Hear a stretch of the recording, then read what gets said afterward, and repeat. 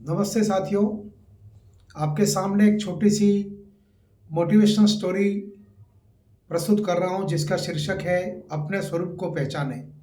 एक बार एक गडरिया था, वो अपने भेड़ों को लेकर के जंगल में चराने के लिए गया हुआ था। तो वहाँ पर एक शेर का बच्चा शावक छोटा सा था। वो अपने माता पिता से बिछड़ चुका था। गडरिया को उस पर दया आ गई और उसने उस शेर के बच्चे को, शावक को, जो कि नर था, उसे अपने घर पे ले आया और प्रतिदिन उसको भेड़ों का दूध पिला करके और कुछ रोटी पानी, कुछ आहार देते हुए उसे बड़ा करने लगा। और वह जो सिंह का बच्चा है वो धीरे धीरे बड़ा होने लगा और वह बड़ा होकर के अपना उसका रूप और स्वरूप शेर के रूप में विकसित होने लगा। लेकिन उसका स्वभाव, उसकी हरकतें, उसकी आदतें भेड़ों के साथ रहने से भेड़ों जैसी ही थी। अब वह प्रतिदिन भेड़ों के साथ ही जाता और आता और एक दिन वास्तव में एक शेर का वहाँ पर आना हुआ और गडरिये ने अपनी जान बचाने के लिए वो पेड़ पे चढ़ गया। बाकी सब भेड़ है वो भागने लगे। तब उसमें से सिंह को बड़ा अजीब दृश्य दिखा कि एक शेर जो अब युवा बन चुका था, वह उसको देख करके भाग रहा है।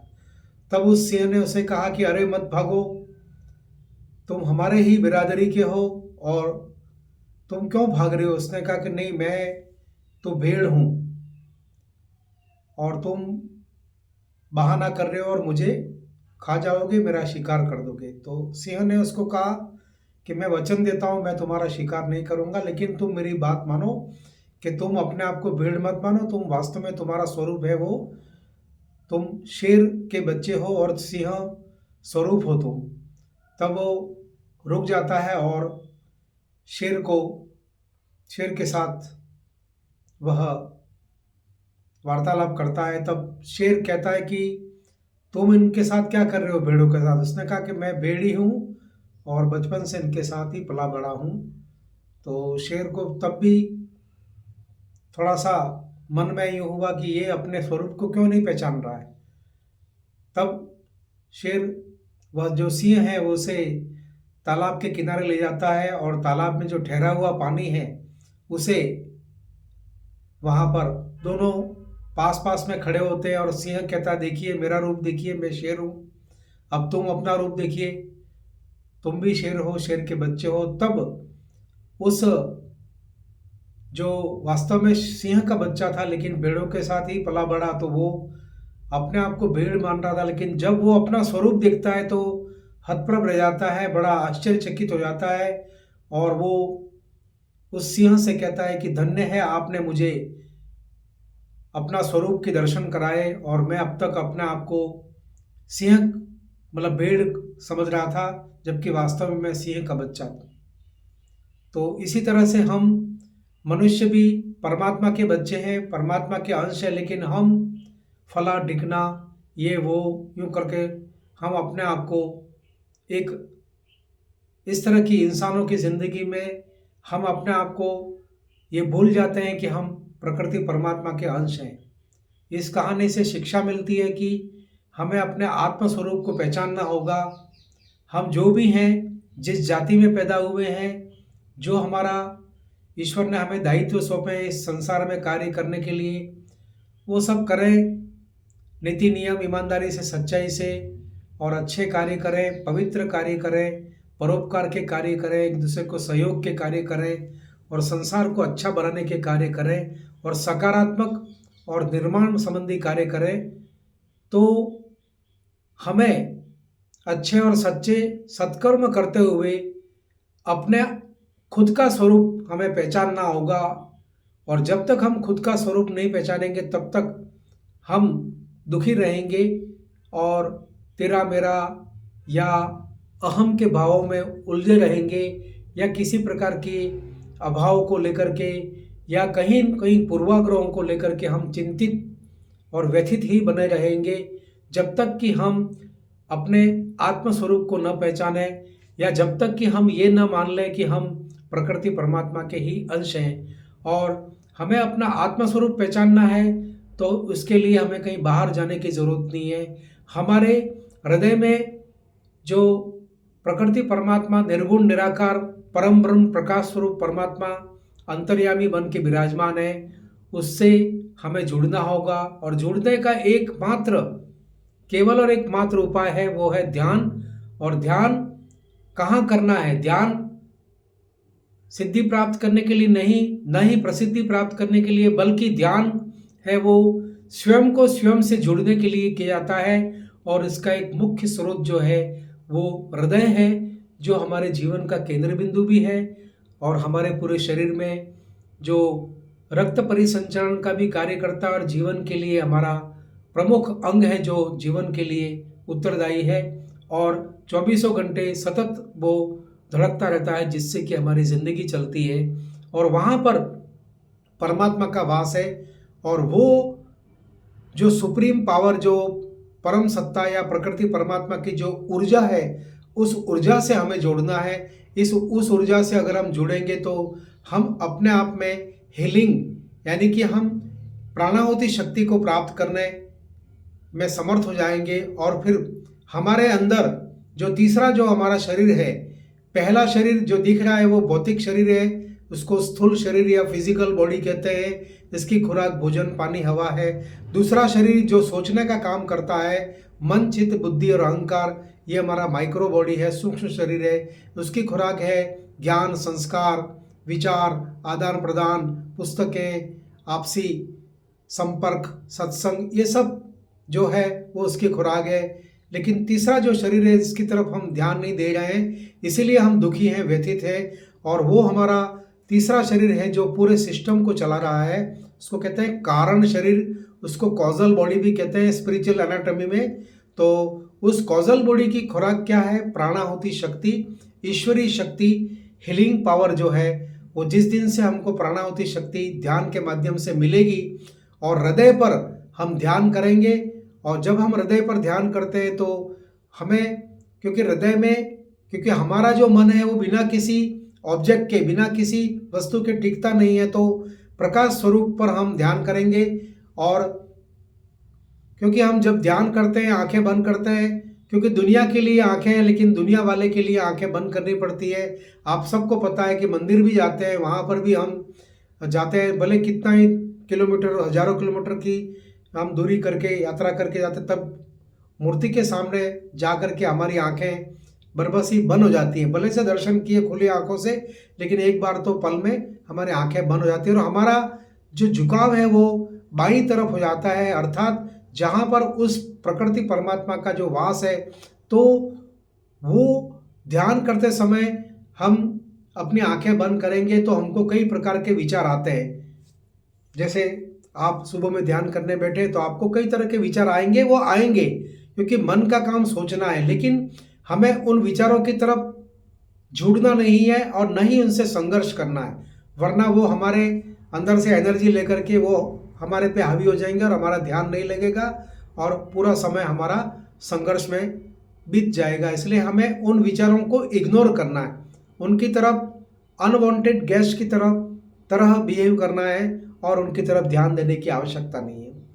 फिर आपको धीरे धीरे जब ध्यान करेंगे तो एक निर्विचार की स्थिति होगी, वैक्यूम की अवस्था पैदा होगी। और आप सबको पता है कि प्रकृति वैक्यूम को खुद भरती है।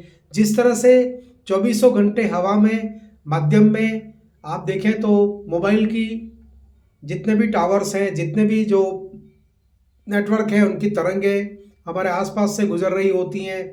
टेलीविज़न के जितने भी नेटवर्क हैं उनकी तरंगें भी, दृश्य तरंगें श्रव्य तरंगें, वो हमारे आसपास ही गुजर रही होती हैं। रेडियो की भी तरंगें हमारे आसपास से गुजर रही होती हैं। इसी प्रकार से ईश्वर की जो तरंगे हैं, ईश्वर की जो प्राणाहुति शक्ति है, वो भी हमारे आसपास से चौबीसों घंटे गुजरती है। लेकिन जैसे हम रेडियो में फ्रीक्वेंसी मिलाते हैं, टीवी के अंदर हम चैनल का नंबर, उसको फ्रीक्वेंसी नंबर मिलाते हैं, मोबाइल के अंदर भी अगर हम डायल करते हैं तो वो डिजिट हमारा मिलाते हैं तो वो वहाँ वो फ्रीक्वेंसी पहुँचती है। इसी प्रकार से हमारे अंदर की फ्रीक्वेंसी को मिलाने के लिए हमें ध्यान हृदय पर, जो परम तत्व का जो वास है, वहाँ पर हमको ध्यान करते हैं और निर्विकार होकर के, निर्विचार होकर के, तो वैक्यूम पैदा होकर, हर वैक्यूम है वो प्रकृति परमात्मा भरता है। पात्र खाली हुआ तो पात्र भरा जाता है और तब जो प्रकृति परमात्मा की जो प्राणाहुति शक्ति है वो हमें अंदर से पोषित करती है, हमको पोषण मिलता है, स्पिरिचुअल न्यूट्रिशन मिलता है, जिससे कि हमें हमारा तीसरा शरीर जो इसकी खुराक है प्राणाहुति शक्ति, तो वो हमें मिलना शुरू हो जाती है, जिससे कि हमारे मन में शांति और एक आनंद का भाव जागृत होता है। यही ध्यान की महिमा है।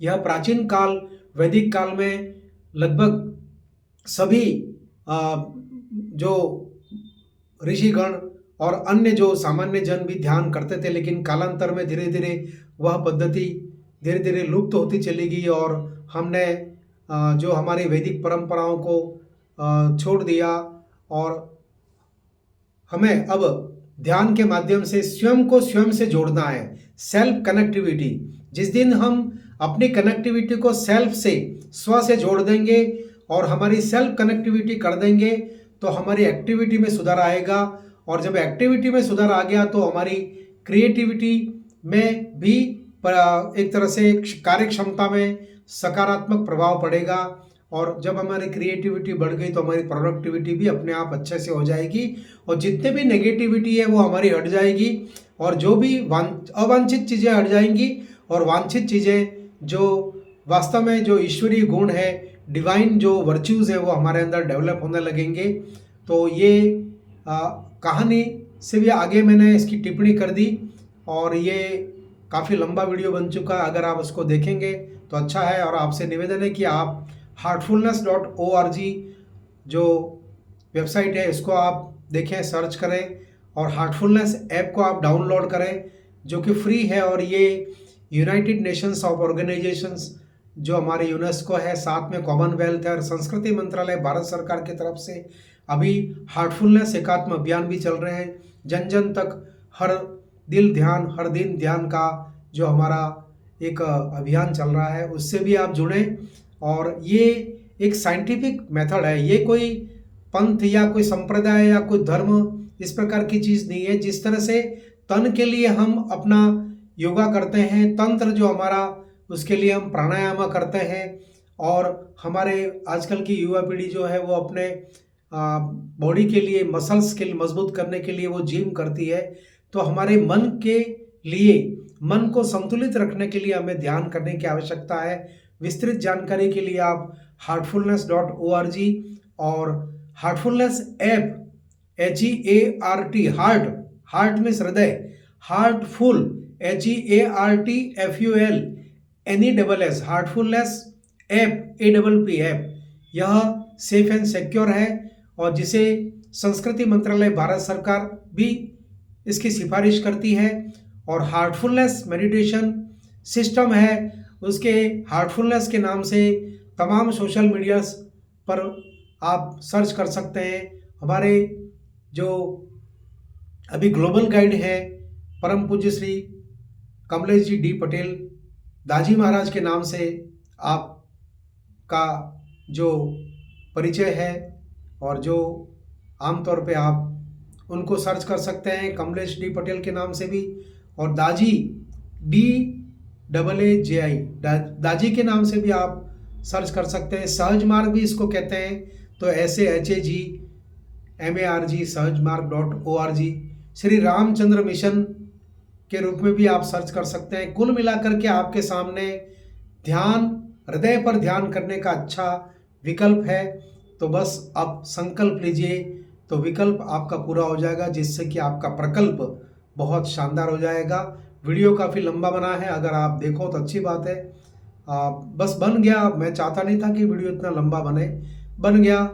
तो हो सकता है कि प्रकृति परमात्मा परम गुरु यही चाहते हैं कि ये वीडियो लंबा बने, और जो आप जैसे अच्छे जो व्यक्तित्व का निर्माण करना चाहते हैं, जो सेल्फ कनेक्ट होना चाहते हैं, शायद आपके लिए ये बहुत अच्छा मोटिवेशन इस वीडियो से मिलेगा। आप सभी को धन्यवाद।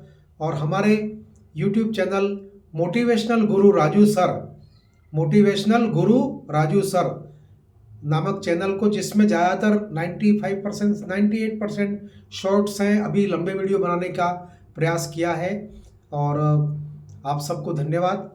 और हमारे YouTube चैनल मोटिवेशनल गुरु राजू सर को आप सब्सक्राइब करें, लाइक करें, शेयर करें। इसके अलावा एंटरटेनमेंट के लिए सदगुरु की कृपा से जो बचपन में हमको स्टूडेंट लाइफ में विशल में सिटी में गाना जो गाते थे, उसके लिए पृथक से चैनल तैयार किया है, ताकि वो अलग से थोड़ा सा मनोरंजन भी हो जाए।